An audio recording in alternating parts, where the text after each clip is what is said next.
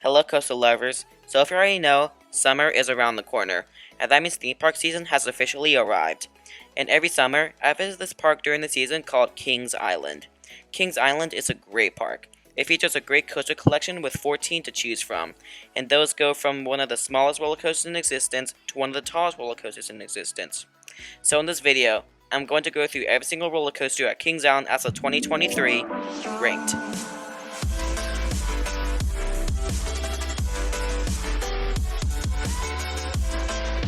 Welcome to King's Coasters. If you are new to the channel and have a big relationship with roller coasters and thrill rides, the channel is for you and consider helping us out by subscribing to join the community. But before we start, I'd like to say that all of this is my opinion, so I bring up some controversial opinions like you'll see in a few minutes. But anyways, let's get started with the last place spot, which is pretty obvious to some people, and that is given to the Great Pumpkin Coaster, an E&F Miller Kiddie Coaster. This roller coaster actually has a special place in my heart as my first ever roller coaster.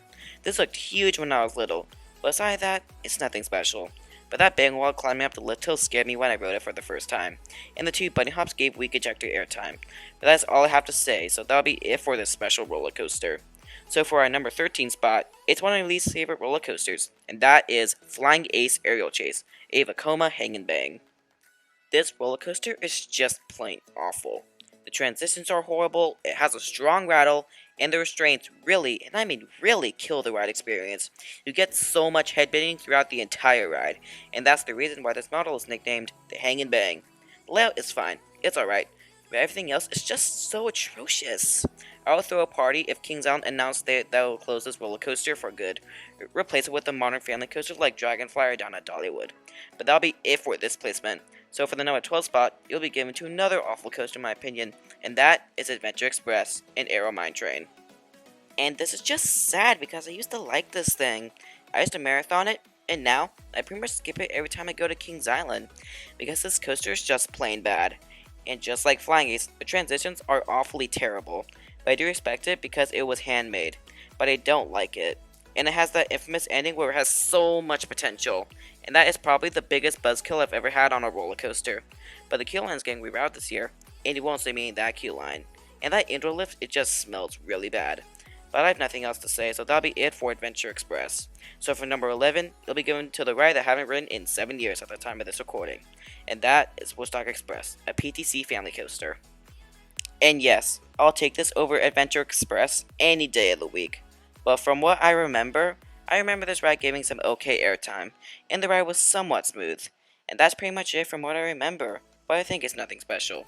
But if you're from Virginia or North Carolina, or you live in the northern part of South Carolina near Charlotte, you can ride a nearby clone of this at King's Dominion and Carowinds. But I think that's it for Woodstock Express. Now we're in the top 10, and number 10 will spark some controversy, and that is Flight of Fear. Yep, I said it. Flight of Fear is number 10. It's because I just don't like this ride. It is not enjoyable. First of all, the roughness is just unbelievable. It rouses you into oblivion. And second, that mid-course brakes just saps the adrenaline. But I will give credit where credit is due. The launch is pretty fun. It's the only good part on the ride. And the theme is really good. I like the big flying saucer. And you better not look behind the flying saucer. Better take that as advice. Anyways, I'm also using the footage of the outdoor version at Six Flags America, known as Joker's Jinx. But back to Flight of Fear. The ride experience is just torture to me. Also forgot to mention that the restraints aren't that great. You can find them on Backlot's Tone Coaster, a Premium Rides family coaster, which will be taking the number 9 spot. And if you just said, what's that? I never heard of Backlot's Tone Coaster. Don't worry, this ride is the most forgettable on the list. But just like Adventure Express, this one's my ride. I marathoned it a lot. But now, I ride it when it has no line, because I just think this ride is a little bit boring. But we'll look on the positive side for now. The launch is fun, the 900-degree helix is really forceful, and the indoor part has that feeling you just don't know where you're going, when it's really just as into the dark. And here's a fun fact, in the indoor part, I actually got a ride with the lights on. It was a really strange feeling, but there was a con about this ride. It's pretty short in my opinion. I also love the theme. But that'll be it for number 9. So for number 8, it'll be given to the only roller coaster at the park that goes backwards. And that's Invertigo, a Vekoma Invertigo or Inverted Boomerang. I like this ride, but I don't love it. But it has some redeeming qualities. While climbing up the lift hill backwards, it feels like you're going to fall right out of the seat. But you don't. And then the drop is actually really fun. The Cobra Roll is decent, the loop pulls some G's, but if you thought the loop on a Vertigo was pretty forceful, just wait. Going through it backwards is so unbelievably intense. But this ride isn't one of the most popular rides at Kings Island. The longest line I've seen for Vertigo was 30 minutes. The shortest I've seen was a walk-on. And this was my first ever boomerang. But I'm planning to do another one this summer, but I'm going to save that for another time. And this is actually the main roller coaster at Kings Island I've ridden once. But that is it for Vertigo. So for number 7, it'll be given to the coaster that my appreciation goes up every time I ride it, and that is the Racer, a PTC racing wooden roller coaster. For this, I'm combining both sides, and this ride is a lot of fun. The drop is there, the airtime hills gave some airtime, and the ride is smooth for a wooden roller coaster if you're in the front. And there is a big debate if this roller coaster counts as 2 roller coasters if you ride both sides. But I count it as 2 credits, but I'll make a feature video about coaster credits. But that is it for the Racer because I don't know what else to say. So for number 6, it'll be given to the Bat, an aero suspended roller coaster. This was my first ever roller coaster built by Aerodynamics, and it used to be my favorite aero, but not anymore. But this ride has some fun moments. The drop is fun, the turnaround has some nice swinging, and the ride is decently forceful. I've ridden one other suspended roller coaster, and that is Iron Dragon. So if you are from the Cedar Point area, think of an Iron Dragon 2.0, and that's the Bat. But that's going to be it for this spot because I also don't know what else to say. Now, we're in the top 5, and this is where the fun begins.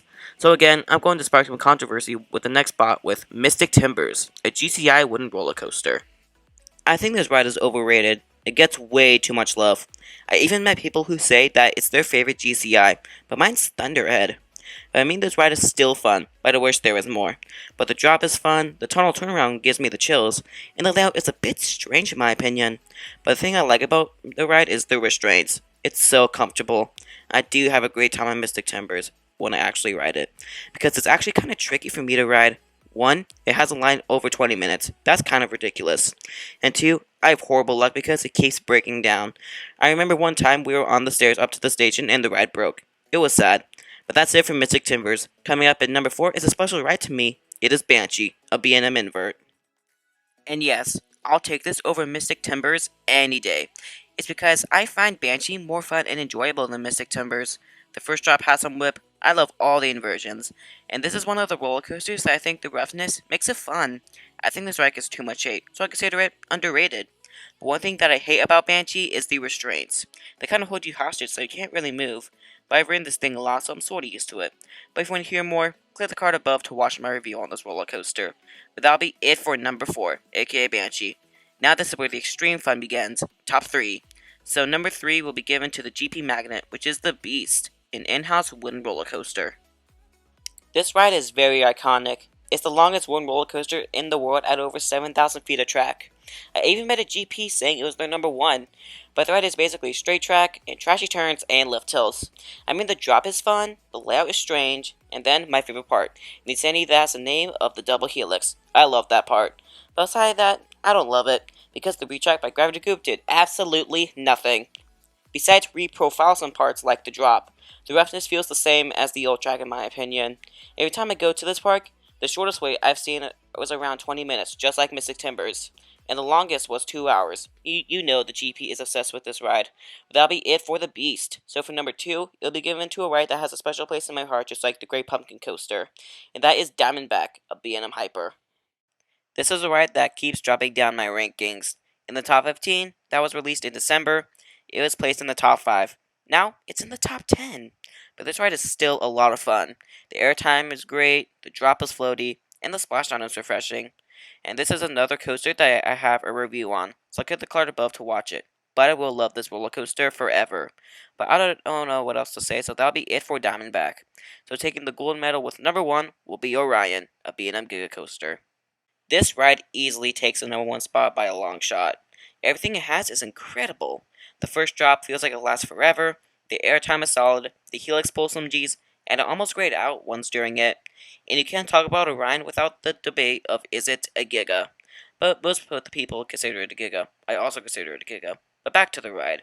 The theme is really good. I just adore this ride. And that is why it takes the number 1 spot of all of Kings Island's roller coasters ranked. So I'll finish up the rankings and this video.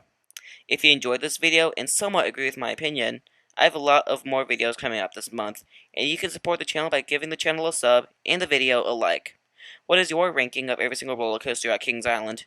Make sure to post anything you like in the comments below. And we're also getting close to 60 subscribers, so it'll mean the world if you subscribe to this channel.